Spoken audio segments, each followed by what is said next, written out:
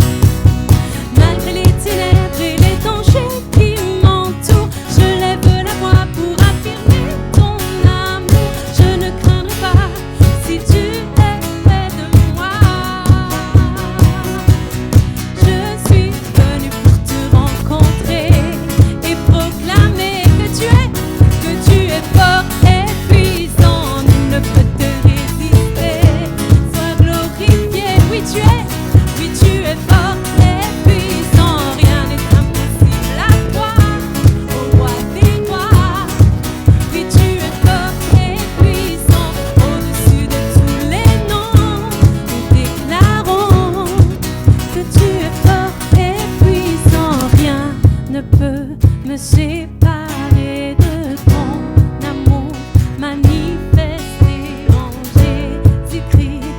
Mon sauveur règne aux cieux, non rien ne peut me séparer de ton amour manifesté en Jésus-Christ. Mon sauveur règne aux cieux. Une dernière fois, rien ne peut nous séparer. Rien ne peut nous séparer de ton amour manifesté en Jésus-Christ. Mon sauveur règne aux cieux. Je suis venu pour te rencontrer et proclamer que tu es fort et puissant. Il ne peut te résister. Sois glorifié, oui, tu es fort et puissant. Rien n'est impossible à toi, au roi des rois. Oui, tu es fort et puissant. Au-dessus de tout maintenant, nous déclarons que tu es fort et puissant. Oh, oh, oh. Oui, tu es fort et puissant. Oh, oh, oh. Oui, tu es fort et puissant. Oh, oh, oh. Oui, tu es fort et puissant.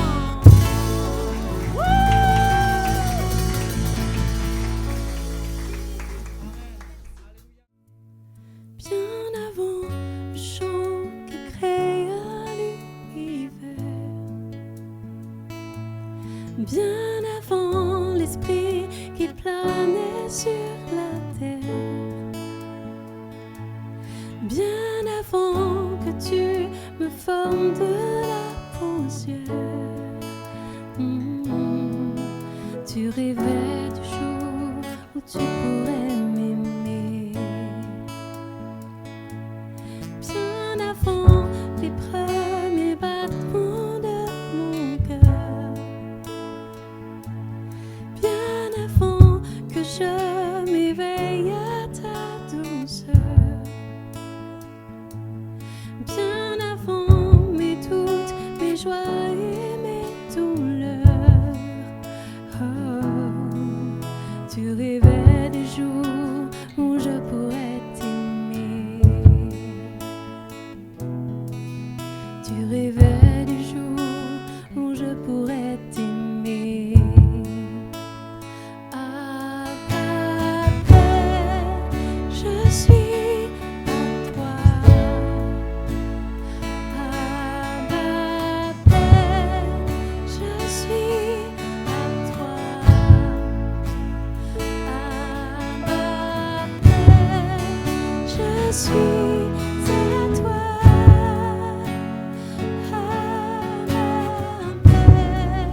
Je suis à toi.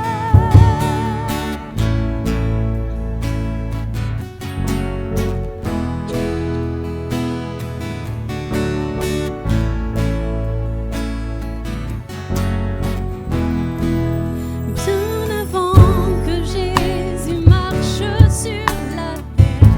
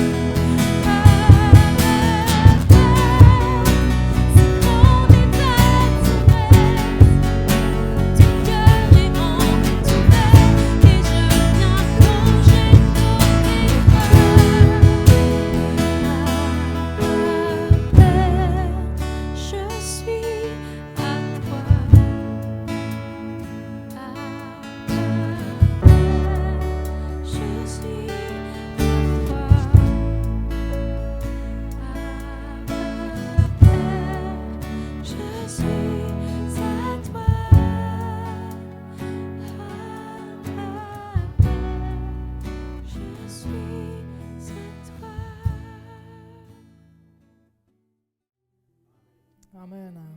Amen. Comme il est bon de louer le Seigneur ensemble.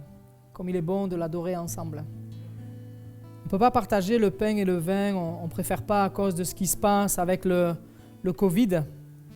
Les éléments qui nous rappellent le repas du Seigneur, le dernier repas qu'il a pris avec ses disciples. Mais il nous encourage à nous rappeler ce qu'il a fait. Il a partagé le pain et le vin et il a dit « Faites ceci en mémoire de moi, jusqu'à ce que je revienne. Rappelez-vous. » Et à travers ces éléments-là, à travers le pain et le vin que l'on peut partager, mais ce matin, on ne peut pas le partager physiquement, mais en esprit, on peut se le rappeler. Rien ne nous empêche de nous rappeler. Parce que la commémoration, c'est un rappel. Et nous voulons nous rappeler de ce que Jésus a fait pour nous. Et ce texte qui synthétise toute la Bible. Dans Jean 3,16, il est écrit « En effet, Dieu a tant aimé le monde qu'il a donné son Fils unique afin que quiconque croit en lui, toute personne qui va croire en lui, ne périsse pas, mais ait la vie éternelle. » Et le verset qui suit dit ceci. « Dieu, en effet, n'a pas envoyé son Fils dans le monde pour juger le monde, mais pour que le monde soit sauvé par lui. » Dieu n'a pas envoyé son Fils Jésus pour écraser les gens, amener la culpabilité.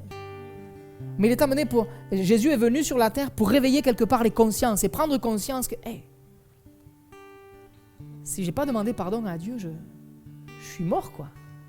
Tu peux être vivant en vie, te pincer et dire je suis en vie, mais si ton cœur n'est pas en amour, n'aime pas Dieu, si tu n'as pas reconnu ton péché, si tu n'as pas accepté Jésus comme Fils de Dieu, mort à la croix du calvaire, ressuscité le 3e jour, si ça tu ne le crois pas, si tu n'as pas demandé pardon pour tes péchés, non seulement tu n'es pas pardonné, mais tu n'es pas sauvé. Et Jésus est venu sur la terre pour dire, tu peux faire la paix, tu peux repartir avec la paix, tu peux être en paix avec toi-même, dans le sens, retrouver le calme à l'intérieur de ton cœur si tu demandes pardon à Dieu le Père. Si tu cherches à être réuni avec Dieu, c'est possible par un seul homme, un seul intermédiaire, Jésus-Christ. Il n'y a qu'avec lui, il n'y a qu'en passant par lui. Jésus va dire, je suis la porte. C'est-à-dire qu'il n'y a qu'en passant par lui que tu peux accéder à la vie éternelle. Il n'y en a pas d'autres. Il y a plein de portes qui nous sont proposées par la philosophie, par les religions, par des modes de pensée, par des façons de vivre, des coachs de vie. Mais ça ne change pas une vie. Ça va changer l'aspect extérieur, l'embellissement, la façon de parler. Mais ça ne va pas changer l'être intérieur. Celui qui transforme le cœur, c'est Jésus-Christ. Et il a donné sa vie pour toi. Donner sa vie comme ça veut dire quoi? C'est qu'il est mort à la croix du calvaire. Il ne s'est pas juste laissé planter des pointes dans les mains et c'est fini. Mais c'est des clous de 17 cm qu'il a pris dans ses mains et dans ses pieds. C'est une lance qui a été mise dans son côté, qui a été pointée en lui jusqu'au sous là, qui est rentrée dans le poumon, qui a perforé. Il a expiré pour nous. Il a donné jusqu'à sa dernière goutte de sang pour nous.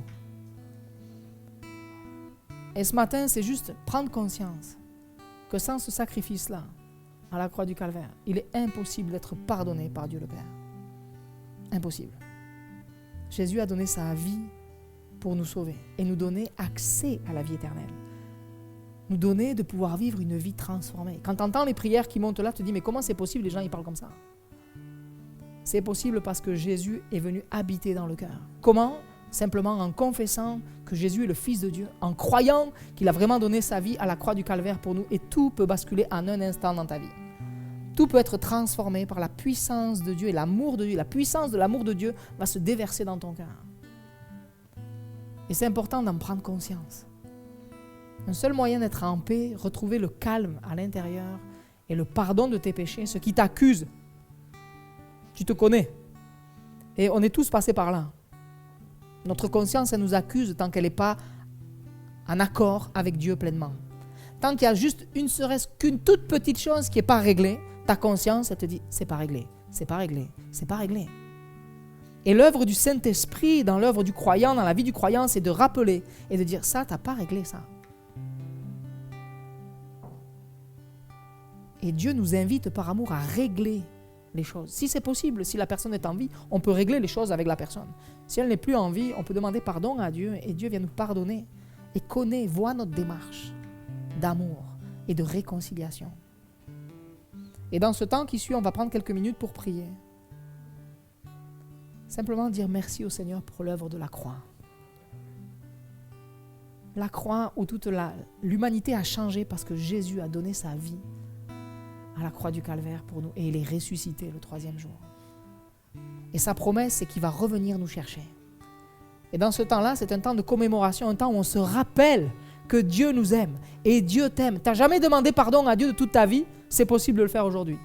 Tu n'as jamais su que Jésus existait, c'est possible aujourd'hui d'en prendre conscience. Et de dire, mais je comprends, je sens qu'en moi c'est une vérité. Parce que tu sens dans ton cœur, ce qui se passe, c'est l'action du Saint-Esprit qui te dit, hey, il n'est pas en train de te dire des bêtises, ce gars-là. Et aujourd'hui, si tu es là, c'est un rendez-vous de Dieu. Dieu te fait grâce, Dieu te dit, je t'aime, et je veux simplement que tu repartes avec la joie dans le cœur, avec un cœur transformé. C'est possible, si tu me demandes pardon. Si tu demandes pardon à Dieu, ton cœur, tu ne vas jamais l'avoir senti aussi léger de toute ton existence. Parce qu'on peut se décharger sur Jésus de tout ce qui nous pèse. C'est ça, l'amour de Dieu. Parler à quelqu'un de ton problème, ça ne t'a jamais soulagé. Jamais. Meilleur ami, meilleur confident, voir un docteur, voir peut-être un psychologue.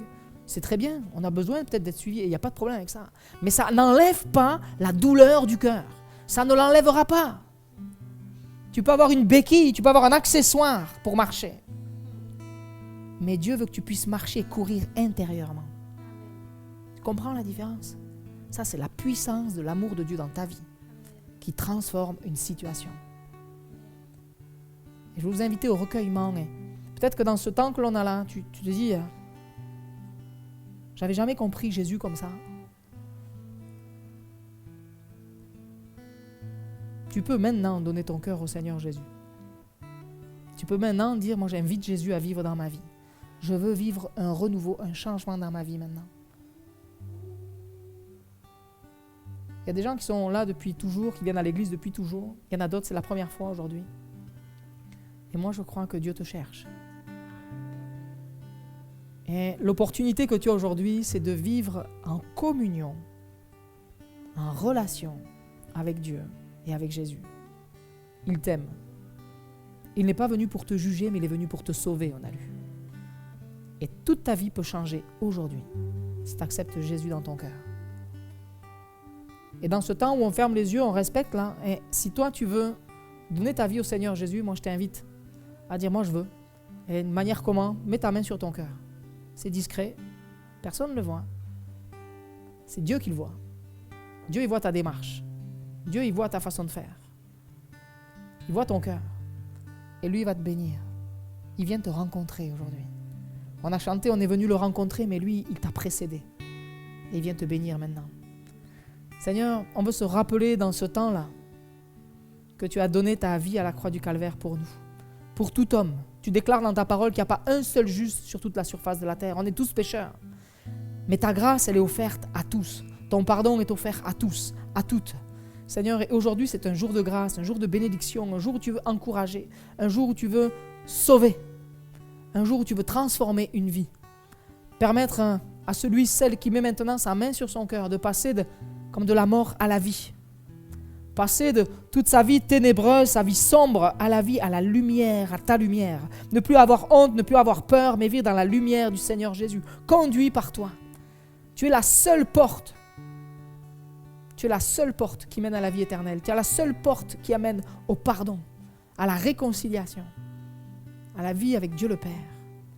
Seigneur, tu vois ceux qui mettent leurs mains sur leur cœur maintenant et qui aspirent à vivre une vie nouvelle, à recevoir le pardon de leurs péchés, à marcher en nouveauté de vie avec toi. Seigneur, je te prie de les accueillir et je sais que tu le fais. Et je te prie, Seigneur, qu'ils sentent dans leur cœur qu'ils sont accueillis par Dieu, aimés de toi, Jésus, et que tu es venu pour les sauver. C'est avec foi que nous prions et nous croyons que ton œuvre est puissante et se fait maintenant. À toi soit toute la gloire, Père. Amen. Amen. Si tu as posé ta main sur ton cœur, crois que Dieu a vu et reçois le pardon de tes péchés maintenant. Dans le nom de Jésus, on prie. Et je prie pour toi. Sois béni maintenant. Amen.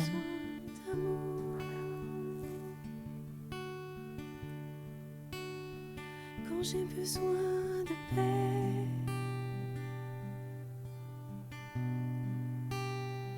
quand j'ai besoin de consolation. Seigneur, tu es là.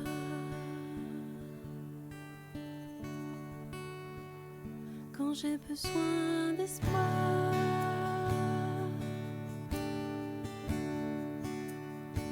quand j'ai besoin de paix,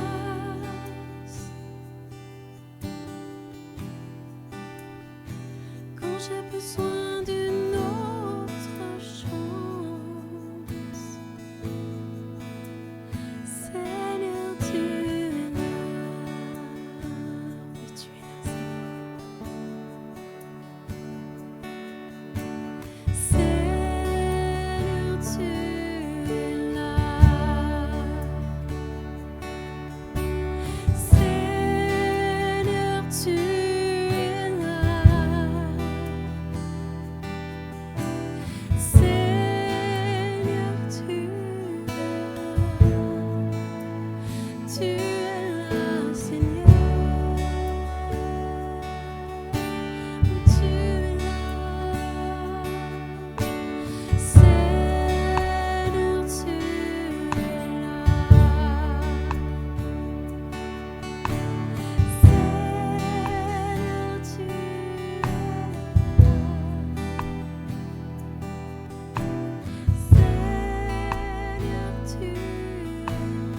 Seigneur, tu es là, Seigneur.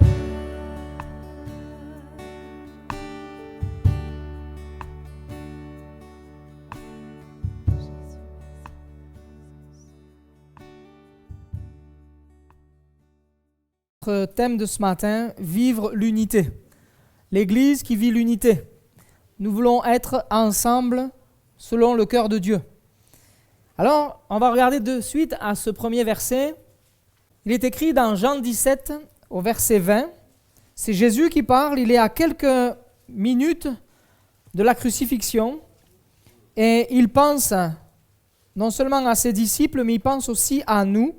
Il dit ceci: je ne prie pas pour eux seulement, en parlant des disciples qui sont juste là avec lui, ses proches collaborateurs, mais encore pour ceux qui croiront en moi à travers leurs paroles, afin que tous soient un, comme toi, Père, tu es en moi, et comme je suis en toi, afin que eux aussi soient un, en nous, pour que le monde croie que tu m'as envoyé. Jésus est en train de prier pour que l'on puisse nous faire un, être unis. On a vu dans les 2 dernières semaines, on parle de l'Église et on a vu la famille de Dieu, l'Église en tant que famille de Dieu.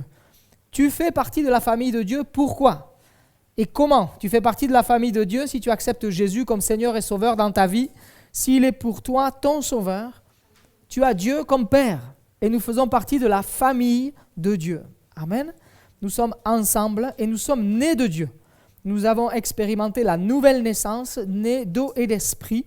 C'est le message de la bonne nouvelle qui vient et qui transforme nos vies. L'évangile dans notre vie vient tout transformer et nous amène à découvrir l'amour de Dieu et à accepter l'amour de Jésus pour nous. Ensuite, nous avons vu l'Église d'être née de Dieu et de venir vivre une vraie relation avec Dieu, avoir un cœur à cœur avec Dieu, chercher à avoir une vraie relation avec Dieu. C'est quand on est né de Dieu. Quelqu'un qui vient à l'église sans être né de Dieu va juste venir, peut-être pour se donner bonne conscience, juste écouter, voir du monde, mais il n'y a pas une vive implication, il n'y a pas une vraie relation avec Dieu. Mais un homme, une femme né de nouveau, né de Dieu, vient et a aussi une relation avec Dieu, non seulement dans sa maison, une relation avec Dieu chaque jour et une relation aussi avec Dieu en vie d'église. Et nous sommes appelés à vivre ensemble ces temps dans la présence de Dieu. En étant nés de Dieu, Dieu dépose en nous un amour ardent les uns pour les autres, un amour ardent pour notre prochain. Et c'est ça qui nous amène à voir et à vivre selon le cœur de Dieu. Amen. Nés de Dieu, nous avons un amour ardent pour notre prochain et nous voulons le bénir, nous voulons œuvrer pour notre prochain. C'est le message que nous avons vu la semaine dernière. Et aujourd'hui, vivre l'unité. L'unité, c'est le plan de Dieu. Vous le saviez? Dieu est pour l'unité. Dieu est pour qu'on soit unis les uns aux autres. Pas les uns chez les autres. pas vivre en communauté, on va tous habiter chez Luc et Michel. Non, c'est pas possible. Ils nous accueilleraient avec plaisir, mais bon, on pourrait, pendant trop longtemps, on ne pourrait pas. On est heureux de les avoir avec nous ce matin. On est appelé à vivre l'unité selon le cœur de Dieu, nous aimer les uns les autres, nous encourager les uns les autres, nous porter les uns les autres. Oui, c'est le plan de Dieu pour nous. Être reliés et unis à lui en premier. Vivre cette unité avec lui. Être rassemblés près de lui. Et le péché, lui, est venu briser cette unité. L'unité existait dans le jardin d'Éden, mais le péché est venu briser cette unité.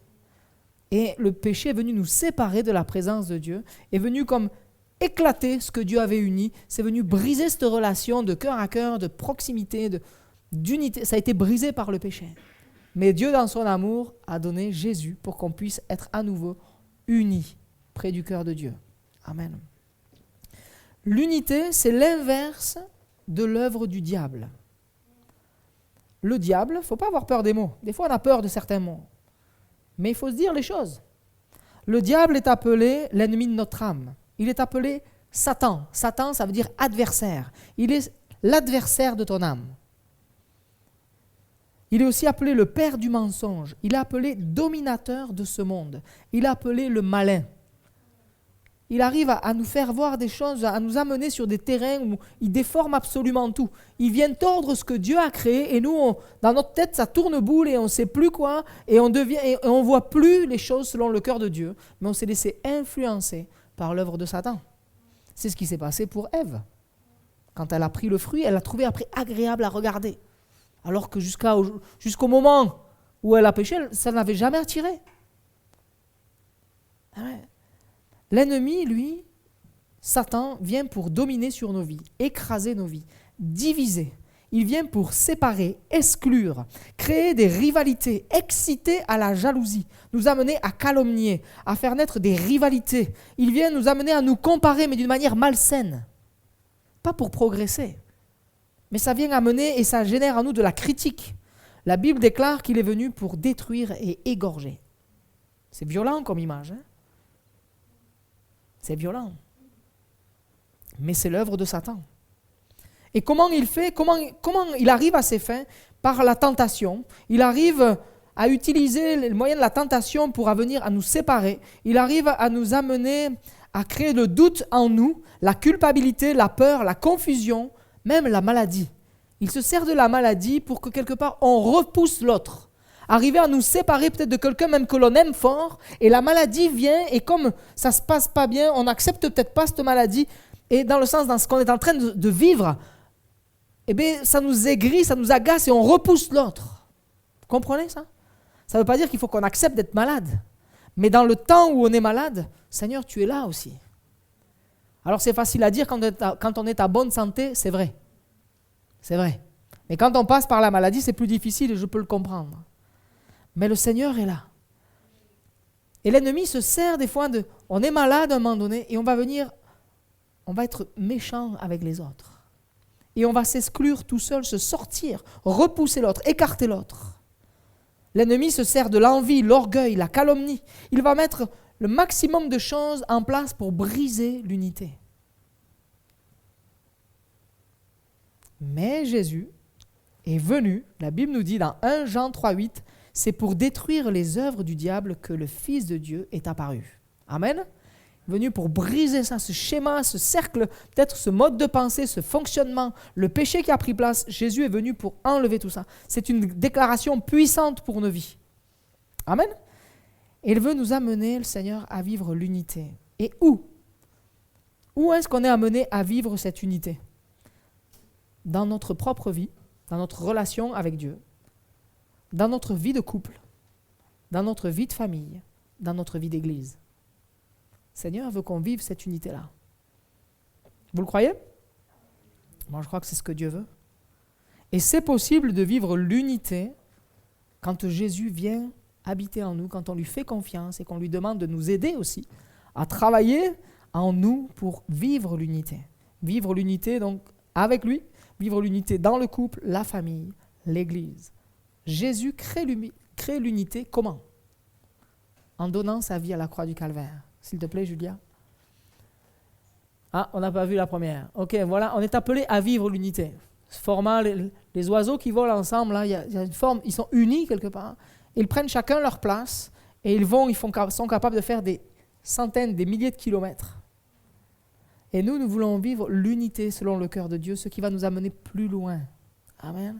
Mais la suivante, s'il te plaît. Vivre l'alliance. Jésus est venu sur la terre pour nous amener à vivre une nouvelle alliance. Amen. Ouais. Certains, quand ils voient la croix, pensent que c'est fini. Comme quand on lit ce récit dans Luc, juste après la crucifixion, on voit que les hommes et les femmes qui étaient là, la foule qui était là, quand il y a eu Jésus qui était crucifié, qui l'ont vu pendu au bois, certains sont repartis en se frappant la poitrine, en rentrant chez eux en disant « mais ça y est, c'est terminé, quoi. C'est fini. Il n'y a plus d'espoir, c'est terminé. » C'est comme ça que l'on peut voir peut-être la croix en se disant « mais Jésus est mort, puis là on va le décrocher, on va le mettre au tombeau, la pierre va être roulée, la pierre va être scellée, on va placer des gardes, c'est terminé. » Mais 3 jours après, la Bible nous dit, Dieu nous dit dans sa parole que Jésus est ressuscité. Amen. Il a vaincu la mort. Il y a de l'espérance parce que Jésus est ressuscité. Amen. Et nous pouvons vivre l'unité avec Dieu en Jésus. Parce que Jésus a vaincu la mort et il veut nous amener à vivre l'unité. Il est possible de vivre l'unité avec Jésus dans notre vie. Et l'endroit où je voudrais ce matin, pendant quelques minutes, appuyer, c'est l'unité dans notre couple. Aujourd'hui, vous savez quel jour on est. C'est la Saint-Valentin. C'est la Saint-Valentin, ça tombe bien. Vivre l'unité dans le couple. L'alliance, c'est être unis. Une alliance, c'est 2 personnes qui s'entendent, se mettent d'accord sur quelque chose. On fait alliance, on s'allie, on est ensemble, on est unis pour un même objectif, une même direction. Et le mariage, c'est ça. On est unis, on est un. La Bible dit que nous faisons qu'un. Nous sommes une seule chair. C'est beau. Ça, c'est la définition de Dieu pour le mariage. Être unis, un, ensemble. On a des beaux exemples aujourd'hui avec nous de vie commune. Des hommes, des femmes qui ont traversé sans être devins. On sait qu'il y a des difficultés dans la vie. Mais on voit qu'aujourd'hui, ils sont encore unis. Ce sont des exemples pour nous, jeunes chrétiens, de voir les plus anciens, les aînés dans la foi, marcher encore main dans la main. Amen. Unis par l'amour de Dieu. Le mariage, être unis. Notre société ne croit pas à cette unité. Ne croit pas à l'union, au un dans le mariage, mais croit plutôt au pax, au divorce, au concubinage. Eh oui. Ça, c'est les valeurs du 21e siècle. Notre société est contre l'engagement à long terme. Eh oui. Mais base plutôt sa vie sur sa satisfaction personnelle. On est conduit par nos sentiments, nos émotions, et plus sur la volonté de construire, la volonté de rester unis. Mais tant que ça va, ok, on est capable de garder même chacun son appartement, on se met en ménage, mais on a chacun notre appartement, et puis de temps en temps, je vais prendre l'air, et puis si ça ne va pas, je m'en vais, quoi. Voilà comment les gens raisonnent aujourd'hui, alors que Dieu est pour l'engagement. Jésus est pour l'engagement, et Jésus s'est engagé jusqu'à la mort pour nous. S'est engagé à accomplir la volonté du Père, le plan du salut, pour nous sauver par amour pour nous. Il a donné sa vie, il est venu créer une nouvelle alliance. À nouveau être réunis avec le Père. Il va dire ceci dans Matthieu 26, au verset 28, « Car ceci est mon sang, le sang de la nouvelle alliance qui est versé pour beaucoup pour le pardon des péchés. » Amen. Il est venu donner sa vie pour qu'on puisse être unis, alliés avec Dieu. Amen. Marcher avec le Seigneur. Et ensemble, dans cette alliance, le mariage, quand Dieu est au milieu de nous, il nous rend plus forts. Nous pouvons nous engager l'un envers l'autre. Nous pouvons avancer l'un envers l'autre. Quand Jésus est au centre de notre vie, il est possible de vivre l'unité dans le mariage. Amen. Amen. Le mariage, quand on a la joie d'être marié, on a un vis-à-vis permanent, on a un miroir permanent avec nous, c'est l'autre. Mais des fois, c'est difficile parce que le miroir, il parle. Et le miroir, il interagit. Il nous dit, tu sais, ce que tu dis là, ça me parle comme ça, je pense que, je ressens ça. Et il y a des choses, il y a un échange. Et ce vis-à-vis, il peut être très bon, et il est très bon, du moment où on ne se laisse pas piquer dans notre orgueil par rapport à ce que le miroir nous renvoie. On a besoin que notre cœur reste dans l'humilité, reste près du cœur de Dieu. Et c'est pour ça qu'il est nécessaire qu'il y ait Jésus au milieu du couple, parce que quand il n'y a pas Jésus au milieu du couple et que le miroir se met à parler, ça peut mal finir. Vous comprenez?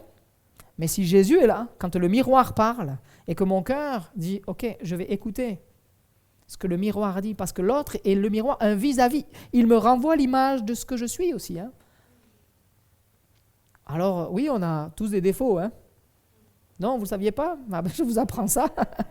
On en a tous. On en a tous. Et le miroir qui est mon épouse, mon mari, me renvoie des informations sur mes attitudes, ma parole, mes réflexions, mon comportement, mes actions, peut-être envers mes enfants, envers la famille, envers le travail. Comment est-ce que j'agis? Comment est-ce que je fais? En fait, c'est une bénédiction. Ecclésiaste nous dit ceci, chapitre 3, verset 9. « Il vaut mieux être deux que tout seul, parce qu'à deux, on retire un bon profit du travail. En effet, en cas de chute, l'un relève son compagnon, mais malheur à celui qui est seul et qui tombe sans avoir de proche pour le relever. De même, si deux personnes dorment ensemble, elles auront chaud. Mais celui qui est seul, comment aura-t-il chaud? Si quelqu'un peut l'emporter contre un seul homme, à deux, on peut lui résister. » Amen. Il est bon de vivre le mariage selon le cœur de Dieu. On peut résister. Et il termine ceci en disant « La corde à 3 fils ne se coupe pas ou ne rompt pas facilement. Quand Jésus est là et bâtit avec nous le couple. » Nous pouvons vivre l'unité. Les premières zones où Dieu veut travailler et qui vont être en cascade, la première, c'est notre cœur, notre relation avec lui, qui va découler sur notre vie de couple, qui va découler sur notre vie de famille et qui va enfin découler sur notre vie d'église. On a besoin de chercher à vivre l'unité dans notre cœur à cœur avec Dieu pour vivre après l'unité dans notre vie de couple, dans notre vie de famille et dans notre vie d'église. Il est impossible de vivre l'unité dans l'église si toi, à l'intérieur de toi-même, tu n'es pas uni à Dieu et si toi, tu n'es pas uni dans ta propre maison. Comment être un facteur d'unité si toi, déjà, à la base, dans ta propre construction, tu es déconstruit, tu es désuni? Vous comprenez? Il y a un ordre logique selon le cœur de Dieu. Relation avec Dieu, relation avec mon épouse, relation avec ma famille, relation avec l'Église. Je ne peux pas inverser les choses. Eh oui, à réfléchir, à méditer. Seigneur, nous voulons vivre cette unité. Parce que la Bible nous dit que pour travailler dans l'Église, œuvrer dans l'Église, quelqu'un qui prendrait même des responsabilités dans l'Église, comment peut-il prendre des responsabilités dans l'Église si il ne tient pas correctement sa propre maison? C'est les conseils de Paul à Timothée. Il est nécessaire que quelqu'un qui va être établi en position de responsabilité dans l'Église ou qui prend un service dans l'Église, il faut aussi qu'il gère sa maison avant. C'est le conseil de Dieu pour nous. Okay? C'est le premier point où je voulais nous focaliser sur l'unité dans le couple, la famille, et c'est possible avec l'action du Saint-Esprit. Amen. Julia, s'il te plaît. L'autre point, c'est l'unité dans l'Église. Être compagnon d'œuvre, œuvrer, travailler ensemble. Compagnon, c'est un terme qui me parle fort pour mon âme, pour mon cœur. Je trouve que c'est bon qu'on soit compagnons les uns avec les autres. Et Paul, quand il en parle, c'est toujours super beau dans la parole de Dieu. Les compagnons d'œuvre, compagnons de service, c'est bon. Et quel est le lien avec le couple ? Parce que dans l'Église est comparée à une fiancée. Paul va dire aux Corinthiens qu'il les a fiancés à un seul époux, Christ. Il a fiancé l'Église. Il va encore dans Apocalypse, l'Église est comparée à l'épouse qui se prépare pour les noces de l'agneau. Apocalypse 19, verset 7. Amen. Et Jésus nous prépare une place.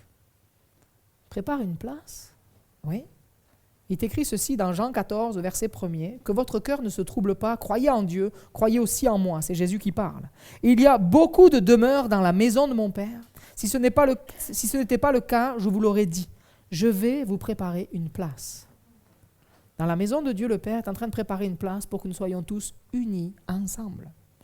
Et passons l'éternité ensemble, unis près du cœur de Dieu. L'unité fait partie de Dieu. Et lui, il est un avec Jésus, Dieu, Jésus et le Saint-Esprit. Un. Dieu aime ça. Et en tant que compagnon, en gardant en toile de fond ce verset qu'on a lu tout à l'heure, quand Jésus est en train de prier pour les disciples, mais aussi pour nous, afin que tous soient un comme toi, Père, tu es en moi, et comme je suis en toi, afin qu'eux aussi soient un en nous, pour que le monde croie que tu m'as envoyé. Ça, c'est notre fond. Et le psaume 119, au verset 63, nous dit « Je suis l'ami de tous ceux qui te craignent et qui se conforment à tes décrets. » Ce verset, j'ai trouvé intéressant pour nous ce matin. Il a parlé à mon cœur. Je veux vous le donner de la part du Seigneur. Dans le sens où il dit qu'il est ami de tous ceux qui craignent et qui se conforment à tes décrets. Être ami, uni, compagnon de tous ceux qui craignent l'Éternel, qui respectent ses décrets. Pas simplement ceux qui viennent ici, place Max Dormois, mais tous ceux qui confessent le nom de Jésus comme Seigneur et Sauveur. Nous sommes appelés à être unis avec nos frères et sœurs dans cette ville, mais aussi sur notre pays, mais aussi à l'échelle internationale, à l'Église universelle. Nous sommes unis avec tous ceux, et peu importe les dénominations, du moment que les personnes craignent Jésus-Christ, respectent la parole de Dieu, ont accepté Jésus comme Seigneur et Sauveur, nous sommes frères et nous sommes appelés à être unis avec eux. Amen. Ça nous ouvre l'horizon, ça nous ouvre le cœur. Okay? Et nous sommes appelés à être compagnons. Ce terme, je le trouve bénissant et fort parce que dans ce terme-là, on y retrouve le soutien, la fidélité, la loyauté, le travail d'équipe, l'unité, être ensemble, ne pas abandonner, ne délaisser personne, n'oublier personne, combattre ensemble, travailler ensemble, labeur ensemble, mais aussi réjouissance et reconnaissance ensemble. Dans le terme compagnon. Dans le psaume, on lit le terme ami, qui est quand on le creuse un petit peu, on voit qu'il y a la définition d'être compagnon. Être uni, être associé, compagnon d'œuvre, être aussi adorateur, ensemble. Nous sommes appelés à être unis dans l'adoration, unis dans les temps de louange, ensemble, près de Dieu. Il y a le côté dans ami, compagnon, d'être camarade. Et quand on creuse de plus en plus, quand on cherche dans l'étymologie du mot, on voit être uni, c'est unir, joindre, chercher à être uni à l'autre. Joindre, se joindre l'un à l'autre, être liés ensemble, être associés. Et pour les couples, ça veut dire même être accouplés, ensemble, unis l'un à l'autre. Un autre terme, dans le mot ami, compagnon, c'est avoir de la camaraderie. Et ça nous fait penser à tout ce qui peut être organisme militaire, ou toutes ces choses-là où on voit les gens être ensemble, une compagnie vraiment obligé d'être bloc. Même si tu n'es pas d'accord, à un moment donné, il faut être bloc face à l'ennemi. On n'est plus en train de se chicaner, on va dans le bon sens ensemble. Là, on fait bloc. Voyez? Seigneur, on veut faire bloc pour toi ici à Moulins, ton église, ensemble, marcher ensemble dans la même direction. Faire alliance, être allié. Oui, se lier ensemble, se liguer ensemble. Voilà ce que nous sommes appelés à vivre en tant qu'Église. Travailler et être compagnons d'œuvre, compagnons de service. Et dans la parole de Dieu, plusieurs exemples. Quand on voit la pêche miraculeuse, on voit ceci, Luc 5, verset 7, il est écrit « Ils firent signe à leurs compagnons qui étaient dans l'autre barque. » Être compagnons pour se réjouir ensemble, ramasser ensemble la pêche miraculeuse. Et nous voulons être compagnons pour ramasser ensemble des poissons spirituels. Amen, des nouvelles personnes qui viendraient au Seigneur Jésus. On veut les accueillir ensemble et on a besoin d'être nombreux parce que plus on sera nombreux, plus on pourra tirer des gros filets. S'ils étaient restés qu'une seule barque, ils auraient pris qu'une barque. Là, ils étaient 2 barques. Il y aurait eu 3 barques. Je pense qu'il y aurait eu 3 barques. Seigneur, on veut être là ensemble et tirer ensemble les filets. Compagnons. Amen.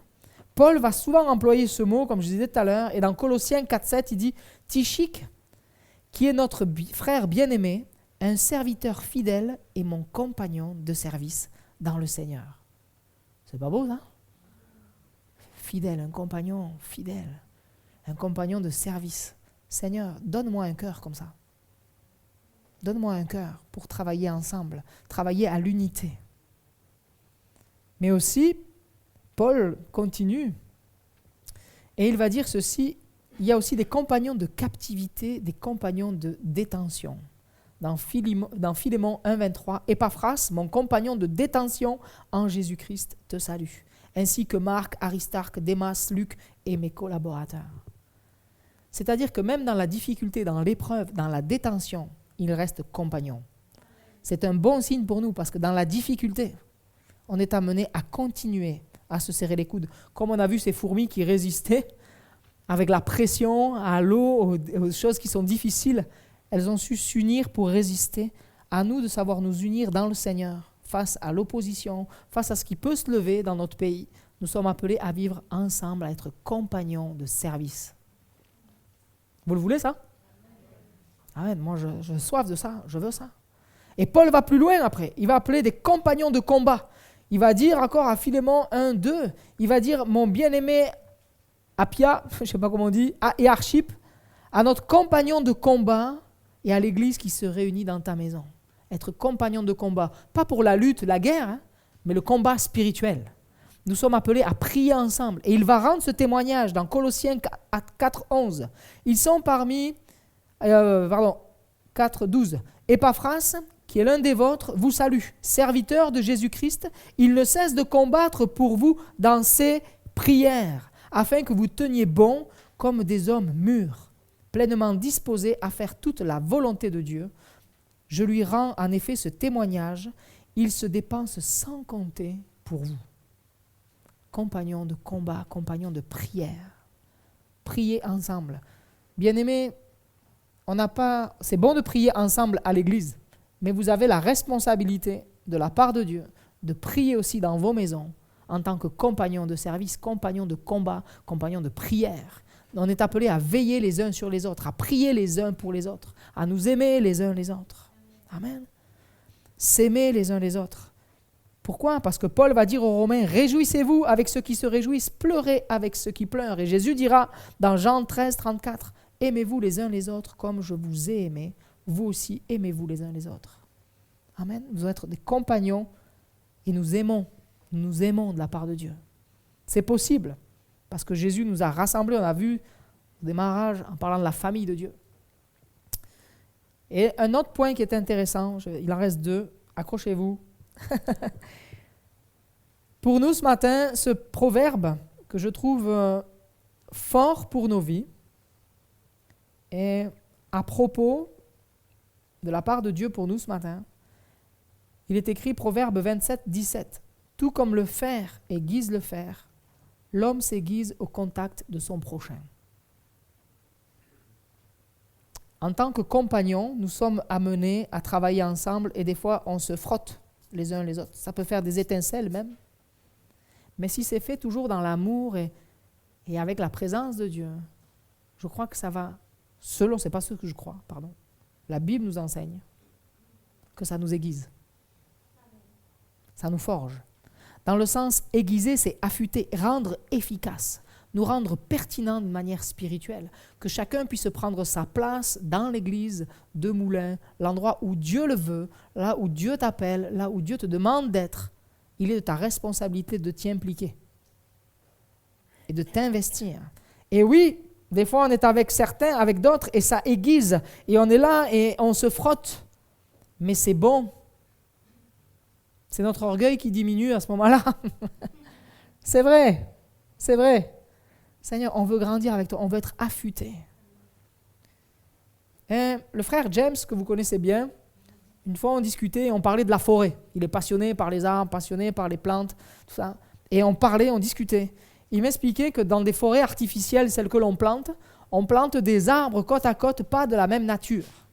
Il y a un arbre qui va pousser très vite, parce qu'en fait, en poussant très vite, il aspire vers la lumière, donc il pousse plus vite. Et celui qui est en bas, ça lui fait de l'ombre. Alors pour que lui, qui a une nature normalement plus lente à grandir, pousse plus vite, on le plante à côté d'un arbre qui pousse plus vite que lui, parce que ça va l'amener à tirer vers le haut. Comme il lui fait de l'ombre, lui dit, mais moi j'ai besoin de lumière, et il va pousser comme ça, il va tirer, il va travailler plus fort, mais il va grandir aussi. Et c'est bon pour nous d'être avec quelqu'un de plus affûté que nous, de plus expérimenté que nous, parce que ça nous apprend et ça nous amène à grandir plus vite. Ne le prenons pas comme quelque chose qui va nous réduire, nous rabaisser, mais bien au contraire, ça va nous tirer vers le haut que de travailler avec quelqu'un de plus expérimenté. Amen. Ça fait partie de la disposition de cœur. Dispose mon âme pour te servir. Donne-moi un cœur de compagnon. Je veux être à ton service, Seigneur. Amen. Tout à l'heure, on a lu ce texte, et je vais le relire dans Ecclésiaste, verset 4, verset 9, et je vais mettre un mot après. Il vaut mieux être deux que tout seul, parce que parce qu'à deux, on retire un bon profit du travail. En effet, en cas de chute, l'un relève son compagnon. Mais malheur à celui qui est seul et qui tombe sans avoir de proche pour le relever. Travailler en tant que compagnon, œuvrer ensemble nous permet de nous relever. Parce qu'il y a des fois, il y a des moments plus difficiles que d'autres. Et on peut même être amené à un moment donné à manquer le but, c'est-à-dire pécher. Il ne faut pas avoir peur des mots. Hein. On n'est pas toujours au top. Et il nous arrive des fois de chuter. Mais si on est tout seul, si on se tient à l'écart, si on fait comme il est écrit dans Proverbe 18, verset 1, celui qui se tient à l'écart cherche ce qui lui plaît, il s'irrite contre tout ce qui est raisonnable. Elle est forte cette parole. C'est-à-dire que de ce qui est bon, quand on se tient à l'écart, on est capable de s'en irriter. Alors que c'était bon, alors que ce qui est en train d'être fait, c'est bon. Mais simplement parce que notre cœur a été piqué à un moment donné, peut-être aussi, c'est pas bien ce qu'il a dit. Ouais, mais c'est le Saint-Esprit qui nous travaille. C'est le Saint-Esprit qui vient nous chercher. Nous tenir à l'écart est dangereux pour nous, alors que si on vit en tant que compagnons reliés les uns les autres, si on vit l'unité au sein de l'Église, on est là pour se relever, se tendre la main et se fortifier dans le Seigneur ensemble. Prier les uns pour les autres et se relever ensemble. Amen. Est-ce que vous avez envie de vivre cela? Moi, je veux vivre ça. Et en conclusion, s'il te plaît, c'est de lui. Éphésiens nous dit ceci, Paul aux Éphésiens, c'est de lui, en parlant de Jésus, que le corps tout entier, bien coordonné et solidement uni, grâce aux articulations dont il est muni, tire sa croissance en fonction de l'activité qui convient à chacune de ses parties et s'édifie lui-même dans l'amour. Dieu veut que l'on construise et qu'on soit unis par son amour. Il veut qu'on construise dans l'amour. Il veut qu'on soit unis les uns aux autres avec son amour. Amen. Et que l'on puisse grandir, croître. Et pour grandir, pour se développer, on a besoin d'être unis. L'Église, si on veut la voir grandir, si on veut la voir s'épanouir, on a besoin de l'investissement de tout un chacun. Amen. Amen. Merci, Éminence. On veut être unis les uns avec les autres. On s'investit pour l'œuvre de Dieu. Est-ce qu'on est prêt à mouiller la chemise, à transpirer pour le Seigneur? Est-ce qu'on est prêt à œuvrer pour le Seigneur avec ce que le Seigneur nous a donné? Nous n'allons pas chercher à faire ce que l'on ne sait pas faire. Mais le Seigneur vous a donné des compétences, des qualités, des dons, des talents. Seigneur, on veut le mettre ensemble. On veut être unis ensemble. Je veux me tenir à disposition en tant que compagnon pour mon frère, ma sœur. Et je vais terminer avec ces exemples. Unis. Dans la Bible, il y a plusieurs exemples. Être unis comme des frères, David et Jonathan. Unis. Ils avaient fait alliance. Ensemble. Jusqu'au bout. Et même quand Jonathan sera mort, David va honorer son alliance. Va chercher son fils. Et va le faire venir à sa table. Jusqu'au bout. Une alliance jusqu'au bout. Seigneur, donne-moi d'être un frère jusqu'au bout. Donne-moi d'être un frère jusqu'au bout. Animé par ton amour, lié par ton amour. Une alliance comme des pères Moïse avec Josué, Élie avec Élisée. Transmettre, aimer, former, soutenir. Amen. L'unité avec l'Esprit de Dieu. Unis comme une mère, Naomi et Ruth. Qui Naomi va donner des conseils de vie. Lui dire, hey, fais comme ça avec Boaz. Va pas ailleurs, va pas dans un autre champ, mais reste là. Va le voir. Fais ceci, fais cela, donnant des conseils de vie. Est-ce que tu veux être une mère dans l'église? Une sœur, Lydie, qui rassemblait les autres sœurs pour prier près de la rivière. Prions ensemble. Est-ce que tu veux être une sœur qui cherche à unir, à rassembler? Comment vis-tu ta vie aujourd'hui? Qu'est-ce que tu fais de ta vie aujourd'hui? Quelle est ta position spirituelle aujourd'hui? Si tu es seul, pourquoi est-ce que tu es seul? Tu connaissais peut-être pas Jésus, tu n'as jamais entendu parler de Jésus. Aujourd'hui, tu peux faire partie de la famille de Dieu. Avec tout ce que tu as entendu depuis ce matin, tu as de quoi prendre ta décision et prendre une position. La Bible nous enseigne de ne pas endurcir notre cœur, mais d'écouter quand Dieu nous parle. Parce qu'une des vérités, c'est que tu n'es pas maître de demain. Tu ne connais pas ton avenir. En tant que chrétien, on peut connaître notre avenir, on connaît notre destinée dans la présence de Dieu. Amen. On ne sait pas quand, mais on sait que quoi qu'il va se passer, quoi qu'il arrive, notre vie est avec lui pour l'éternité. Amen. Ça, c'est l'assurance que seuls les chrétiens peuvent avoir. Il n'y a que les chrétiens qui ont cette assurance-là. Il n'y a que les enfants nés de nouveau, il n'y a que les hommes, les femmes nés de nouveau qui ont cette assurance-là. Et aujourd'hui, tu peux avoir cette assurance si tu acceptes Jésus dans ton cœur. Si tu confesses ton péché, si tu renonces au péché et si tu reçois le pardon de Dieu. Tu peux avoir cette assurance en partant de ce lieu. On va prier après pour toi, si tu veux. Est-ce que tu veux vivre cet amour, alliance avec Jésus? Est-ce que tu veux vivre cette alliance peut-être renouvelée dans ton couple, toi envers ton épouse ou envers ton époux? Est-ce que tu veux vivre cette unité, ce un puissant qui vient de l'amour de Dieu construit par Jésus? Aujourd'hui, tu peux le vivre. Place ta confiance en Jésus et tu peux vivre cette unité. Est-ce que tu veux vivre l'unité dans l'Église? Est-ce que tu veux devenir un compagnon d'œuvre dans l'Église? Est-ce que tu veux te lever pour servir le Seigneur dans l'Église? Être uni, chercher à être là et à œuvrer, être un compagnon d'œuvre, compagnon dans la prière, compagnon de combat. Est-ce que tu veux vivre ça? C'est toutes les questions que je pose ce matin. Et je vais nous inviter à la prière maintenant. Que le Saint-Esprit puisse travailler nos cœurs, travailler nos âmes avec tout ce qui a été partagé. Que notre cœur reçoive ce que Dieu veut nous donner.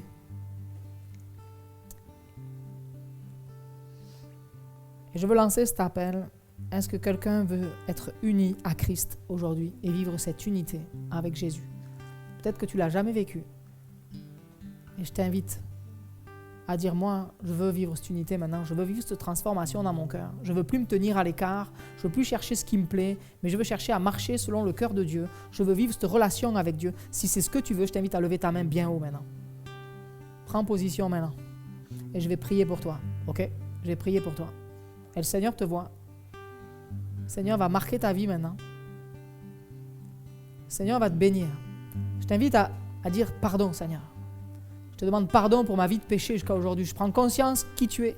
Je prends conscience que tu es le Fils de Dieu. Et je te demande pardon pour mon péché. Je te demande pardon pour cette vie que j'ai menée jusqu'à aujourd'hui, qui ne te plaît pas. J'en prends bien conscience aujourd'hui. Et je te demande pardon pour ça. Mais je veux renoncer à ma vie de péché. Je veux que tu me donnes la force de renoncer à tout ce qui est mauvais dans ma vie, tout ce qui m'amène loin de toi, tout ce qui m'a éloigné de toi. Je veux y renoncer maintenant. Je prends la décision maintenant de renoncer à cette vie-là et marcher en nouveauté de vie avec toi. Dis-le-lui. T'es amené à te séparer de ce qui vient plomber ta vie, ce qui vient souiller ta vie, ce qui vient salir ton âme. T'es amené maintenant à repousser tout ça et à dire je veux plus vivre comme ça, mais je veux accepter la vie en tant que disciple de Jésus-Christ. Et je veux marcher à ta suite. Le Seigneur va te bénir dans ta démarche. Reçois le Saint-Esprit maintenant, reçois Jésus dans ton cœur. Invite Jésus à venir dans ton cœur. Dis-lui, Seigneur Jésus. Tu peux répéter après moi. Seigneur Jésus, je t'accepte aujourd'hui comme Seigneur et Sauveur dans ma vie. Je te demande pardon pour ma vie de péché. Je veux vraiment vivre cette alliance avec toi. Je te demande de laver mon cœur de tout ce qui a sali mon âme depuis toujours. Et je reçois aujourd'hui ton pardon. Merci de me pardonner. Merci pour ton amour. À toi soit toute la gloire, Seigneur. Amen. Amen. Nous sommes heureux d'accueillir aujourd'hui nouvelle enfant de Dieu. Et le Seigneur te bénit maintenant. Reçois la joie et l'amour de Dieu pour ta vie maintenant. Une journée de bénédiction aujourd'hui. Amen. Une journée de victoire aujourd'hui.